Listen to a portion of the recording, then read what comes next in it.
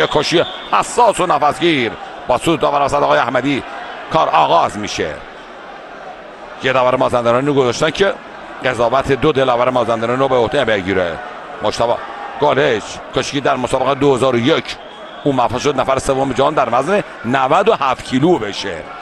او در 2015 در مسابقات نوجوانان جهان قهرمان شد. در 2017 و 2019 قهرمان امیدهای جهان و حسن یزدانی شیرشاه کشتی ما 10 مدال در پی از سال 1900 بر 2015 در از سال 2015 در لاس وگاس که مدال نقره گرفت تا المپیک پاریس موفق شد 10 مدال پی در پی، 4 طلا، 5 نقره و 1 برنز از کسب کنه برای ایران عزیز. حالا ببینید در مقابل گالش چه خواهد کرد. حالا به 2 وزن بالاتر اومده. 489 روز هم از صحنه مسابقات دور بوده.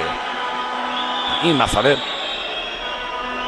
مهمیه. زمین که مدالاش هم تو وزن 70 74 و 8 هم تو 86 کیلو گرفته، اما گالش مدالش تو 97 گرفته. تو این وزن جو افتاده. حالا ببین چه خواهند کرد. دو کشتیگیر همدیگر ارزیابی میکنن، حرکات همدیگر کاملا زیر نظر دارن.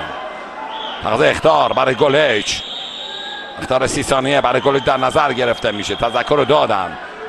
کار کردن دستای حسن یزدانی بیشتر و بهتر بود و همین خاطر تقاضای اخطار میکنن برای گالش و مورد موافقت قرار میگیره. حالا 30 ثانیه نتونه گالش امتیازی بگیره، اونجاست که یک امتیاز هم برای حسن یزدانی در نظر خواهند گرفت.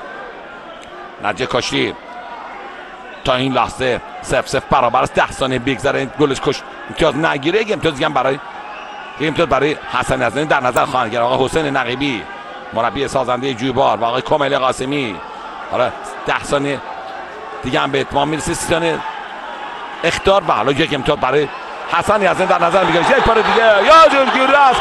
حسن یزدانی موفق بشه یک امتیاز بگیره.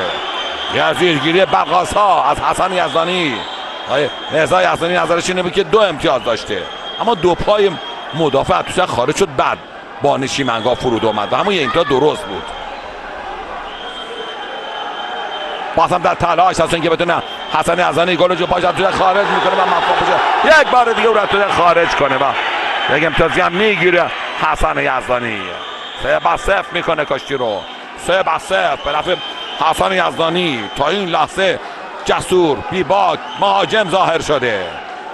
یه عنواندار 97 کیلو دنیا رو تا این لحظه 3 امتیاز از او گرفته و بیانگری که باز هم سعی میکنه که حسن یزدانی با کار کردن دستا یه لحظه پیچ کمر نشون داد، دست چپ زیر کتف راست و مجتبی گالش هم در تلاش هست که بتونه دستاش کار کنه و شرایط برای فنون خودش مهیا کنه. به دنبال کار کردن دستا گالش قوس میکنه حریف خودش رو، ناموفقه و نمیتونه نتیجه بگیره از قوس کردن های خودش. به دنبال کار کردن دستا سعی میکنه شرایط برای فنون خودش مهیا کنه. وقتی 30 ثانیه سرعت فرا میرسه میرن از مربیان خودشون. به دنبال کار کردن دستا سعی میکنه شرایط برای زیرگیری خودش مهیا کنه. گالش حسن یزدانی دستاش هنرمندانه کار میکنه و اجازه تمرکز فکری رو به گالش نمیده. آقای احمدی به گالش تذکر میده که دستو زیر چانه نباید بذاره. تذکر رو میده. بار دیگه اگر تکرار بشه او اخطار خواهند داد. همچنان در سرشاخ یک بار دیگه سعی میکنه شرایط برای فنون خودش مهیا کنه. برای بازم تماشاگران یک پارچه حسن یزدانی رو مورد تشویق قرار میدن.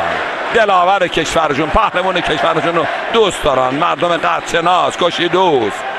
همچنان در سرشاخ یک بار دیگه سعی میکنه که با قوس کردن از طریق خودش امتیاز بگیره. دستاش بیشتر کار رو به جلو حرکت میکنه حسن یزدانی. ببین دست چپ زیر کتف راست و سعی میکنه پا رو تو خارج کنه. گالش سانوش به دوشک میذاره که امتیاز نده. در این حالت حملاتش کوبنده است حسن یزدانی. داور وسط دو کشتی رو از هم دیگه جدا میکنه. 1 دقیقه و 52 ثانیه. 1 دقیقه و 52 ثانیه. آقای رضا یزدانی از کنار دوشک به گالش میگه که دستو به چه گونه و به چه شکل زیر کتف بنداز. تازه اخطار برای گالش. حملاتش بیشتر بوده واقعا حسن یزدانی. اخطار 30 ثانیه رو دوم برای گلش در نظر گرفته میشه. حسن یزدانی تهاجمش بیشتر بوده، تلاشش بیشتر بوده، در کشته خودش همیشه جنگنده بوده و گلش هم یه عنواندار جهان هست در وزن 97 کیلو. بعد از 489 روز دوری از مسابقات اومده امروز بابالو رو 10-0 شکست داده و تا این لحظه هم از گلش تا این لحظه با نتیجه 3-0 پیش هست. بازم در تلاش هست. تازه برای 30 ثانیه به اتمام میرسه. یک امتیازی برای حسن یزدانی در نظر گرفته میشه.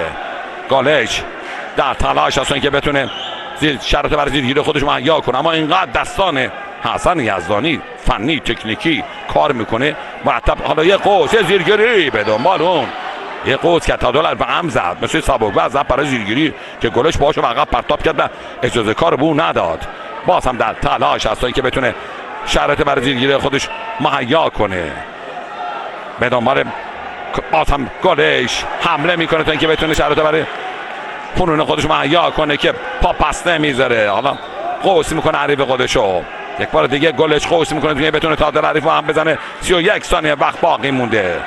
31 ثانیه و گرفتن 4 امتیاز از حسن. تماشاگران با ندای حسن با غیرت او رو مورد تشویق قرار میدن.